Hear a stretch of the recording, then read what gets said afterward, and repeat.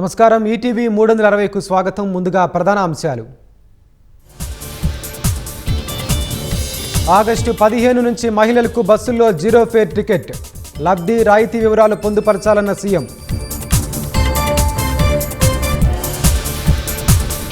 రాజధాని రెండో దశ భూ సమీకరణపై జీవోఎంలో చర్చిస్తాం, నిర్ణయాన్ని తదుపరి కేబినెట్లో పెడతామన్న నారాయణ. వివేక హత్య కేసులో 3 అంశాలపై సిబిఐ అభిప్రాయం కోరిన సుప్రీం, తర్వాతే అవినాష్ రెడ్డి బెయిల్ రద్దు పిటిషన్పై విచారణని వెల్లడి. బెట్టింగ్ యాప్ కేసులో సినీ సెలబ్రిటీలకు ఈడీ నోటీసులు, రానా, ప్రకాష్ రాజ్, మంచులక్ష్మి, విజయ్ దేవరకొండకు పిలుపు. రాష్ట్రంలో మరో 4 రోజులు భారీ వర్షాలకు అవకాశం, తీర ప్రాంతంలో అప్రమత్తంగా ఉండాలన్న వాతావరణ శాఖ. జస్టిస్ యశ్వంత్ వర్మను తొలగించేందుకు మెమొరాండం, లోక్సభలో 145, రాజ్యసభలో 63 మంది ఎంపీల సంతకాలు.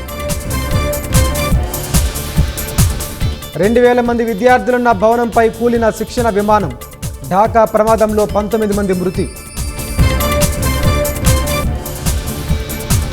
కమ్యూనిస్టు కురువృద్ధుడు అచ్యుతానందన్ కన్నుమూత, సిపిఎం వ్యవస్థాపక సభ్యుడిగా ఉన్న కేరళ మాజీ సీఎం.